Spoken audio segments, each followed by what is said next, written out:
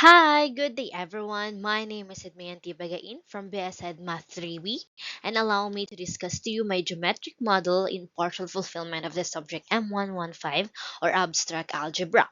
So my geometric model is entitled Crystal Symmetry, and based from the my previous video, I've revealed that the reason why I chose this model, it's because it's related to snowflakes, that someday I want to experience it in real life. Okay, so now let's review my front and back elements with ILYSOMED as the front elements, and for back 1436258. And let's see, after rotating we can see that it would be 1875264 or 1436258. And now we can see that I is symmetric to 1, L is symmetric to 4, Y is symmetric to 3, S is symmetric to 6, O is symmetric to 2, M is symmetric to 5, and E is symmetric to 7, and D is symmetric to 8. Now that we are already familiar, or we reviewed the elements for my crystal symmetry model, let's now go to the next one, which is this one. After proving the table, or my crystal symmetry model, that it forms a group structure because the following conditions are satisfied, which is it's well defined, it's closed, it's associative, it has an identity element, and it has an inverse element for all. Let us now move forward with the task number 2, and it is to explore its subgroups and draw a lattice diagram relating the different subgroups. So now that we know that a subgroup, it means subgroup means anything, or a subgroup is a subset of a group that it itself a group under the same operation. For a subset H of G to be a subgroup, it must satisfy the following conditions. So what would that be? First, it should be closed under the group operation, meaning for all elements A and B in the set H, the resulting, or the result of performing any two elements in H must result in an element that still belongs to H. And next, it should be associative. It means that even though we rotate it 180 degrees, it will still be the same. And next, we have the identity element. The subset H must contain the identity element of the group G, meaning there must be an element E in H that for any element A in H, the resulting of operating with E is equal to A. So it means that whatever you operate with this element, it would result to the identity, or the identity, which is this element E is called the identity element. And next we have the has inverse for all. The subset H must contain the inverse of each of its element. This means that for every element in H, there must be another element in H that is the inverse of A. Okay? So when you perform the group operation on A at its inverse, you should get the identity element. So identity element and inverse is connected to each other. So if you all of these conditions are met, the H is a subgroup of G. Now that we know what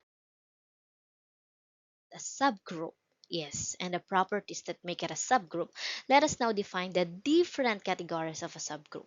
What would that be? First, we have the improper subgroup. This is the full group. Okay, meaning it contains all the possible operations or all of the elements in a group. It is improper because it does not represent a smaller structure, because it is representing the whole. That's why it is an improper subgroup. So now we have the proper subgroup. It contains the identity element only and then the other elements. Okay? So it does not include every element of the group. That's why we call it proper subgroup, because it only shows the part of a group structure. It doesn't represent the whole. And then the last one, we have the trivial subgroup. It contains only the identity element, or the E, in this group, or in the subgroup. Okay, so it is the smallest possible subgroup of any group. Now we will now define several subgroups by the order stated. This one. Okay, using the elements that I use. So first we have the improper subgroups. So I already know, we did it already. We know that this one, the improper subgroup, is a group. So it is one of the improper subgroups because it means it is the whole group, and it's already a group. We already proved from the previous videos, that this improper subgroup is a group. Next, we will now move forward with the proper subgroups.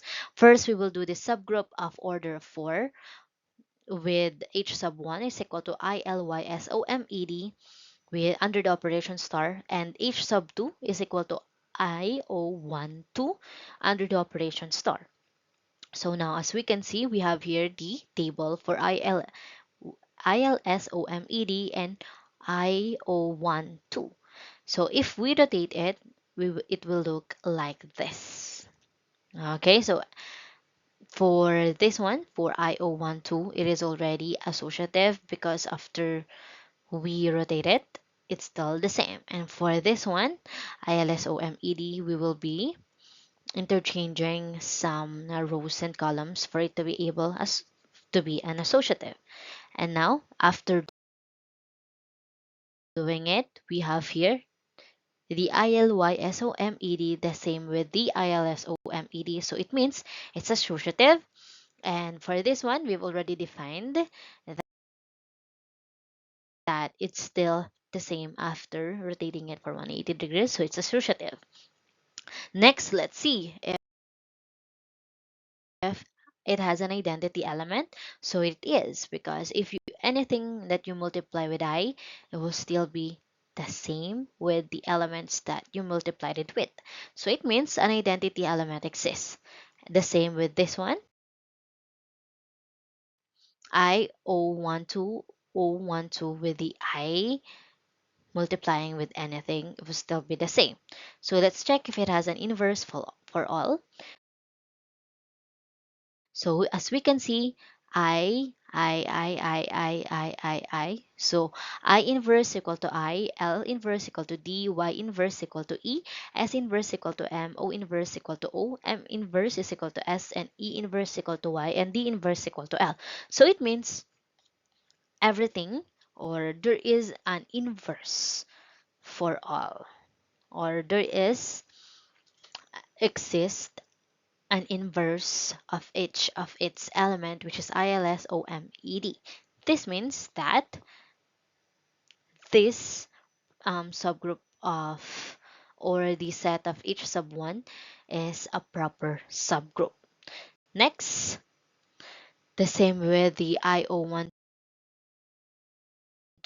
I is can be seen in all of its element. It means that H sub 2, which has the element IO12 under the operation star, is also a subgroup of order 4. Therefore, it is a group for these two. It means they are here, H sub 1 and H sub 2. Okay, let's check the next one. We have the subgroup 4 of H sub 3 and H sub 4. Okay, as we can see, it is close because everything that you can see here is already within the group of G, or this one. It's already inside the H sub 3. Okay, so why IYOE? If you rotate it, it will still be the same. IYOE, the same with this one. 1 and I and 1, I mean.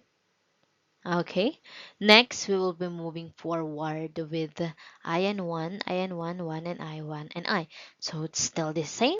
So it has associative, it is close. Next, we will be looking if it has an identity element. As we can see, IYOE, or the first column and the first row of this subgroup of order 4, is the same with the element at the top. So it means it has an identity element. The same with the I1 it's still the same, or everything that is already on the top is the same with the values at the first column and row. So it has an inverse for all. It has an inverse for all. Therefore, this subgroup of order of 4 of H sub 3 is equal to I YOE, and the subgroup of order of 2 of H sub 4 is equal to I1 under the operation star. Therefore, it is a group. It means it is a proper subgroup. Okay, as we can see here, IYOE and I1. So now we will be entering the subgroup of order 2. As we can see here, subgroup of order 2 of H sub 5 is equal to I4 under the operation star. And the same with this one, H sub 6 is equal to I3 under operation star. I4, 4I is the same with I4, 4I. This one too, I3, 3, 1. So it means it is close and associative. So let's check if it is an identity element.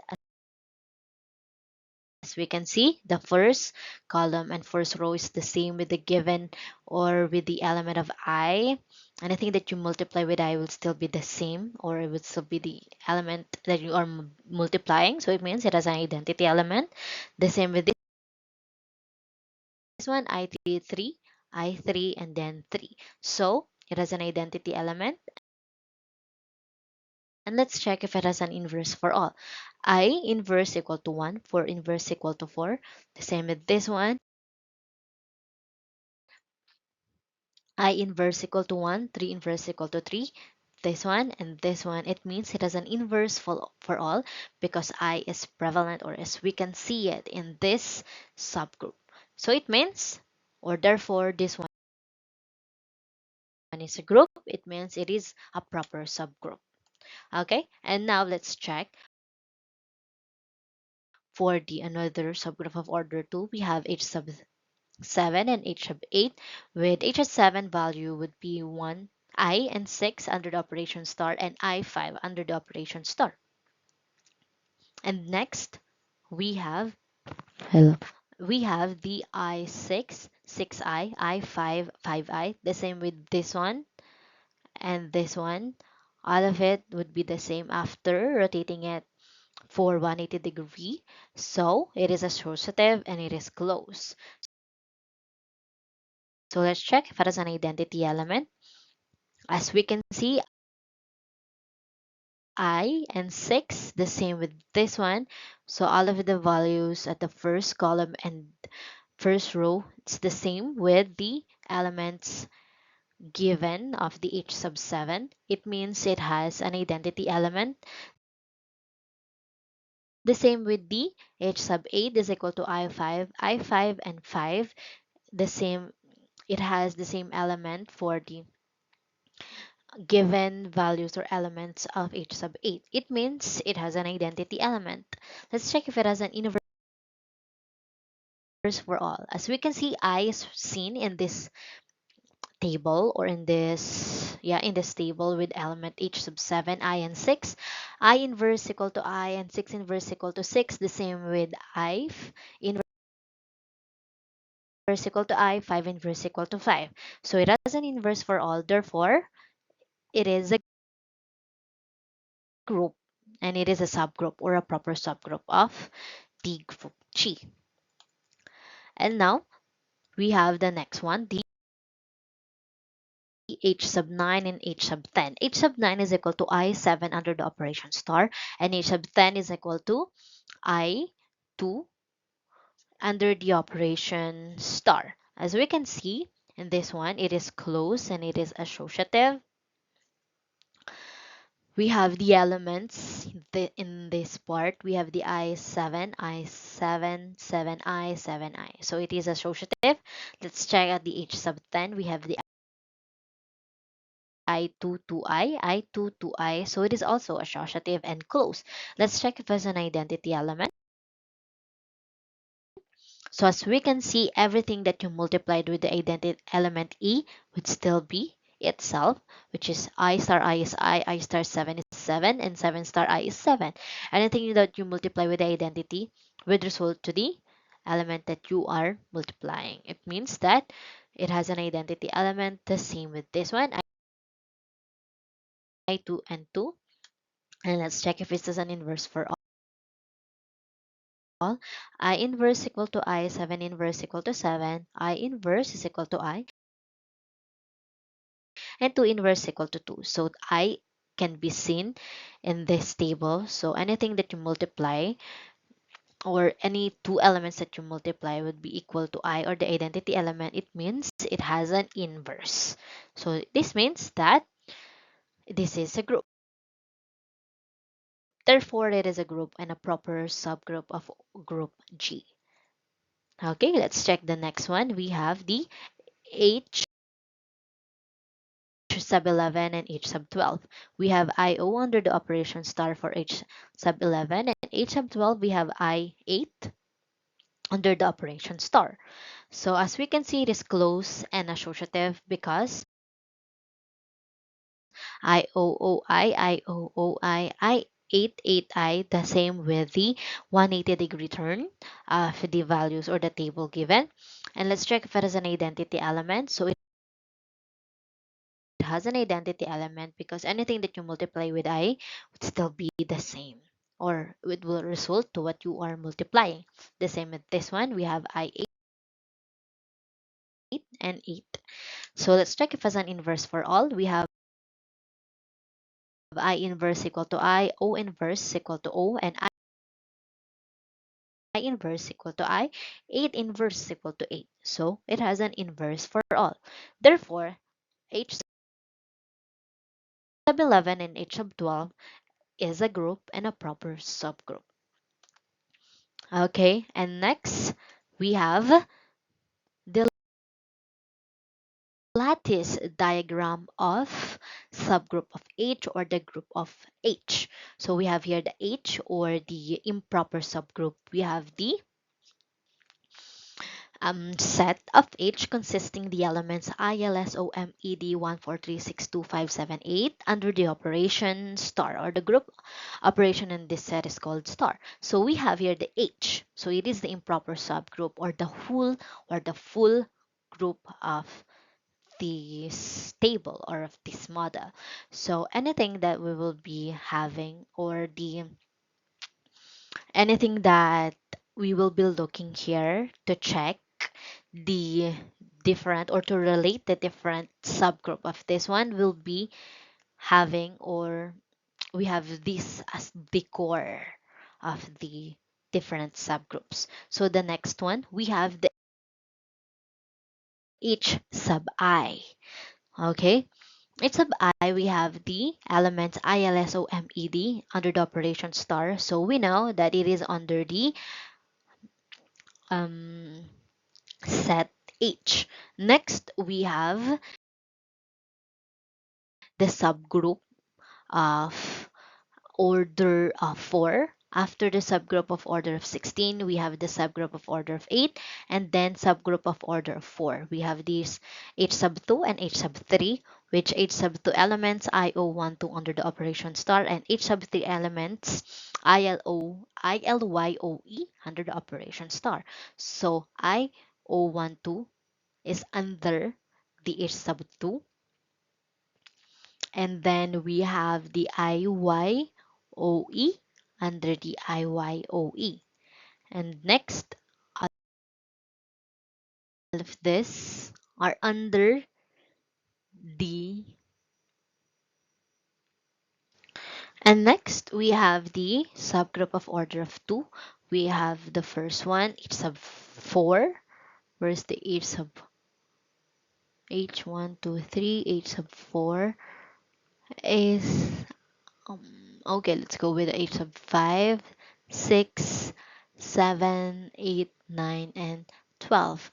We have for H sub 5, we have the elements 1, 4 under the operation star, and H sub 6, we have the 1, 3 under the operation star, and H sub 7, we have the 1, 6 under the operation star, and then H sub 8, we have the 1, 5 under the operation star, and for H sub 9, we have 1, 7 under the operation star, and H12, 1, 8 under the operation star. And next, we will be looking looking at the each sub 4, 1, I1, because here as we can see we have 1, and then IO, it's in the middle of these two. We have O here and then O here, and then 1, 2 because 1 I2 is here for each sub 10. And for each sub 11, we have IO in the middle of these two of each sub 2 and each sub 3. And the last one, the subgroup of order of 1 or the trivial subgroup, we have the H sub 13, which is, as we can see, is only I under the operation star. So that would be the lattice diagram of the subgroups of H. After analyzing the group, I identified several subgroups, which are a smaller set of elements that still follow all the group rules, which is it should be close, associative, has an identity element, has an inverse for all. Next, let's look this include or the subgroups or the different subgroups that are identified in this model or in this table. We have one improper subgroup, which is the whole group, which is the subgroup of order of 16. We have 12 proper subgroups.